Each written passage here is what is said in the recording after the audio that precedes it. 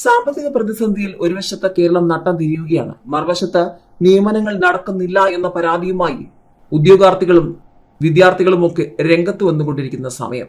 ഇതിനിടയിൽ ചില സർക്കാർ സ്ഥാപനങ്ങളിലും കാലിക്കറ്റ് സർവകലാശാലയിലും താൽക്കാലിക അടിസ്ഥാനത്തിൽ വിവിധ തസ്തികകളിൽ തുടരുന്ന 1000 പേരെ മുൻകാല പ്രാബല്യത്തോടെ സ്ഥിരപ്പെടുത്താൻ നീക്കം.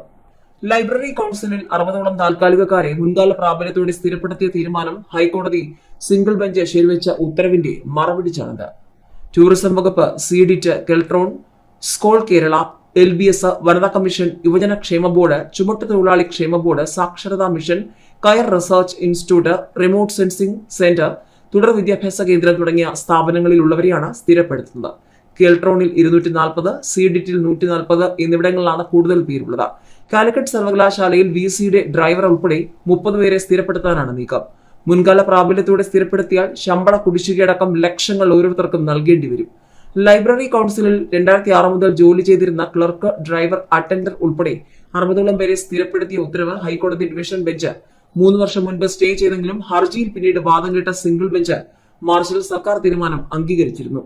ലൈബ്രറി കൗൺസിലിൽ 2006 മുതലുള്ള 13 പേരെ 2018ലും 47 പേരെ 2020ലുമാണ് മുൻകാല പ്രാബല്യത്തോടെ സ്ഥിരപ്പെടുത്തിയത്.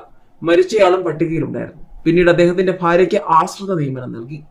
പല സർക്കാർ സ്ഥാപനങ്ങളിലെ നിയമനങ്ങളും PSCക്ക് വിട്ടെങ്കിലും ചിലയിടങ്ങളിൽ സ്പെഷ്യൽ റൂൾസ് തയ്യാറാക്കാത്തതിനാൽ ഒഴിവുകൾ റിപ്പോർട്ട് ചെയ്യാറില്ല. രാഷ്ട്രീയ സ്വാധീനത്താലാണ് താൽക്കാലിക നിയമനങ്ങൾ മിക്കതും നടക്കുന്നത്. പൊതുമേഖലാ സ്ഥാപനങ്ങളിലേക്കുള്ള നിയമനത്തിന് റിക്രൂട്ട്മെന്റ് ബോർഡ് ഉണ്ടെങ്കിലും അതിനെ നോക്കുകുത്തിയാക്കിയാണ് ചിലയിടങ്ങളിൽ താൽക്കാലികക്കാരെ നിയമിക്കുന്നത്. കിഫ്ബി, KDISC, KFON എന്നിവിടങ്ങളിലും വൻ ശമ്പളത്തിൽ താൽക്കാലിക നിയമനങ്ങൾ നടന്നു.